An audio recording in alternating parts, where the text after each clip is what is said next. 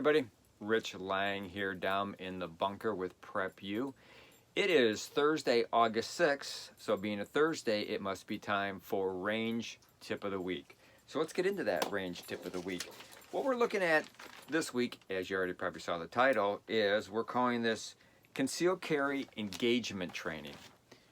It doesn't have to be technically concealed carry, but where I come from, we do a lot of training with people once they get their concealed carry license. I know there's constitutional carry states.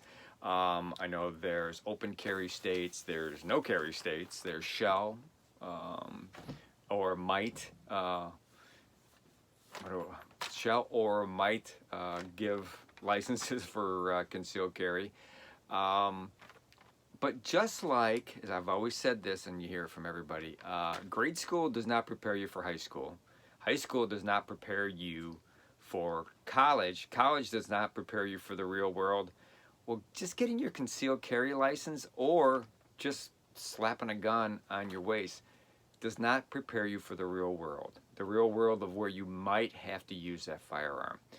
And I'm going to suggest this later in the video too, but if you are carrying, you should have insurance. I don't care who you get the insurance from, but look deeply into the different companies that offer the insurance and see what's the best, what works out for you.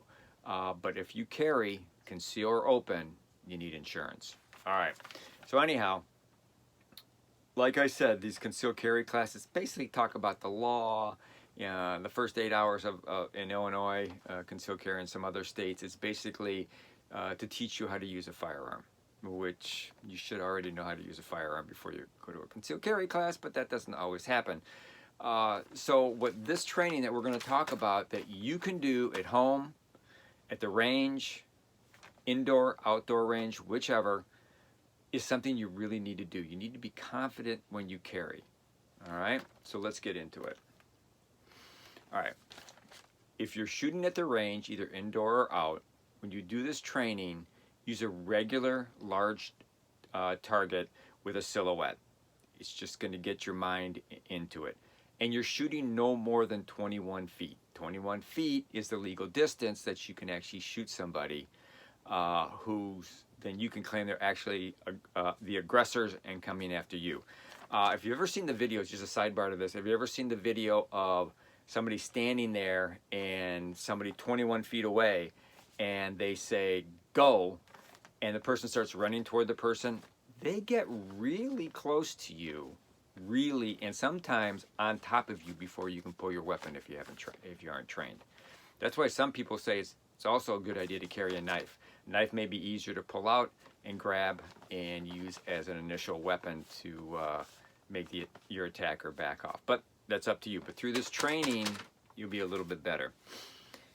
So when you go to the range, and you grab your firearm, your open carry, your concealed carry firearm, you get up there, do some dry firing like we've always talked about before. Relax, breathe, get ready to shoot. And you're up there, you're just holding your firearm with both hands, and you're shooting. And you shoot, and you keep shooting. Go through a couple targets, go through a couple 100 rounds. Have you done anything else? Have you tried any other way? Have you shot it one-handed? Have you shot it opposite hand, two-handed? Opposite hand, one-handed? The thing about being attacked, you may already be injured. So let's talk about some of the things some training that you should do. Obviously, you're going to shoot normal hand. You need to shoot opposite hand, both double grip and single grip. You should shoot using your dominant eye and your opposite eye, and also train with both eyes open so you can see around you. When you're training, you should also always look around you to see, because they'll train you in advanced concealed carry to look around you. There may be a second attacker, okay? But anyhow, use your dominant eye, opposite eye, or both eyes. Does your firearm have a safety on it, external safety? Mine do. Have you trained with that safety? Normal operations? Have you trained with that firearm? Like mine, the safeties are on the opposite side. They're for right-handed people. I'm left-handed. I train to use it with my left hand, but I also train to use it with my right hand, the right hand that I don't use. So you have a safety on your firearm. train taking the safety off, two-handed, opposite carries, if you opposite holds, left-handed or right-handed, and then getting the safety off with the opposite hand than you normally do. All right. So positions.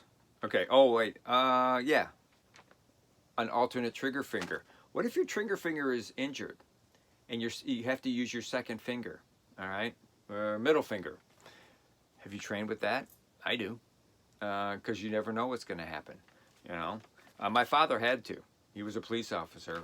When he trained opposite hand, he had to use his trigger finger because he didn't have this finger.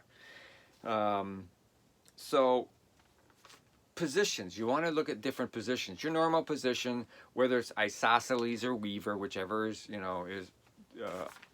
preferable to you. But you also want to be able to, if you're shooting, if you're protecting somebody behind, you might want to shoot a little sideways. All right? Okay? Or around the corner. Now, some of this stuff, I know what you're going to say, Rich, I can't do that at my range, either indoor or outdoor. I know. That's where snap caps and training at home come in. All right? That's why I said you'll do some of this training at home, some at the range, indoor, and some at the outdoor range. You can do different things like that. So you want to act as if you're protecting family members. And again, you're going to shoot right-handed, you're going to shoot left-handed, because you might be protecting your family with the hand that you always, shoot with, and now you have to use your left hand or your right hand when you're protecting, or you're going around a corner, or you're going around something that's protecting you from being shot at. Got to train that way. Don't think the range is going to let you do that, but outdoor ranges, a lot of outdoor ranges has water barrels that you can use and stuff like that. All right. Magazine malfunction. And this is where, again, where the snap cap comes in. And we talked about this before with dry training. You need to train for a magazine malfunction or a bullet malfunction. I guess that's the easiest way of saying. Also, do you train to change your magazines? Where do you keep your second or third magazine when you're out and about? Is it on your belt? Is it in your pocket? Have you trained with putting a couple bullets in one magazine and a couple bullets in another magazine, firing two, dropping your magazine, pulling out your other magazine, and firing two? Have you trained like that? Have you trained dropping your magazine? Have you trained putting in a magazine? I don't know. Maybe you have, maybe you haven't. But it's something to think about. Now here's one that you probably will not be able to do at your range unless you are certified in holster draw, which a lot of ranges have classes. I know outdoor, the range that I used to belong to had holster draw certification. If you train from pulling from your holster, have you trained from getting a jacket out of the way or a sweatshirt and pulling from your holster? Probably not. And also the same thing, have you trained with pulling your magazines from underneath a coat or underneath a sweatshirt? You need to practice that. That's something that can be done at home, all right, in different positions. Like I said, moving clothing, pulling it away from the holster. So maybe you have done that. Maybe you have trained that way. But have you trained pulling from your holster on your knees, on your back, on your side? Probably won't be able to do any of those at the range unless it's an outdoor range. But you can at home with dry training, dry fire training. Let's see, did I get everything on that page? And then we go from, have you tried shooting from your knees, on your back, on your side, opposite side? If you're left-handed, sure, maybe you can shoot this way. But shouldn't you try shooting right-handed? You know what the situation's going to have for you, and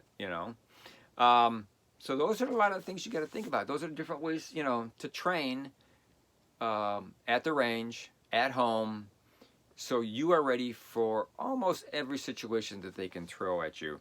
Again, we go back to dry fire training is really important. Something that we talked about in an earlier video. Have you tested your personal defense ammo in the firearm that you're going to put your personal defense ammo in? Again, like I said before in the last video, Yeah, it's expensive stuff, but as we all know, certain firearms don't like certain ammo, or they do like certain ammo. I have two that do. They do not like steel whatsoever. So I shoot aluminum and brass. 99% of it is brass. My home defense just happens to be aluminum, and it works out in my firearms. It works out real well. So make sure that you try your personal defense ammo in there. Also, low light or no light training, that would be with your flashlights. You could probably do low light training at an outdoor range. I don't think they're going to allow you to do no light unless you're in a class. A lot of ranges now have low light and no light training where you actually learn how to use a flashlight with your firearm, either a handheld flashlight or a flashlight that's on your pistol. So outdoor range or class for that low light, no light. And just because you have your concealed carry license doesn't mean that your training stops there. We've just talked about a whole bunch of training that you can do at the range. But a lot of places nowadays, I mean, there's NRA classes. There's also special ops guys that have some really great classes. Just to throw a couple of them at you, there are advanced concealed carry classes, low light classes, holster draw classes, advanced holster draw classes, defensive shooting classes, which is a real class, and scenario classes where you can find them, they'll actually put you in a movie theater, or they'll actually put you in a schoolroom, or they'll put you somewhere, in a mall, and you will have, you'll go through those scenarios, you'll learn, and they'll train you on what to do. Sometimes, depending on who's with you, you're not going to draw and fire. You are going to get your family members and you are going to leave. But it's the time where you don't have that choice that this training comes in handy. So that's why we want to make sure that when you go to the range, spend some of your time working with opposite hands, working with injured hands, working with different positions. If you can go to an outdoor range, or if your range, maybe your range allows it, or there's classes, they can do low light classes, or they can have, stuff you can hide behind, like barrels and walls and stuff like that, and shoot from there, different scenario drills. And it doesn't actually have to be live ammo training. There's all different ones out there. Take the time. Just because you carry is not the end of it. So keep practicing, keep training, get proficient, and keep you and your family safe. So that's it. Like we called this one, this was concealed carry engagement training. You may want to go back and watch this video several times because I did talk about a lot of stuff, a lot of different things you can do. You can also find videos on the internet of guys actually doing the training. It's really nice to get you in that mindset and see what they're doing, but get to the range and train. That's the key point. So that's it for this Thursday's range tip of the week from down here in the bunker. As we always say, when we end these videos, be aware of your surroundings, no matter where you are at, work, play, shopping, vacation. The weather's changing. Keep your eye to the sky and your ear to the radio. Also, make sure that your shelves are full. You never know when food shortages will pop up or prices will increase, or you will lose your job from a second wave that you need to have the food at home to be able to eat. And also prep like your life depends on it, because in all these different situations that we talk about, your life does depend on it, and so do your families, and your pets' lives depend on it too. So thanks a lot. Take care. See you again.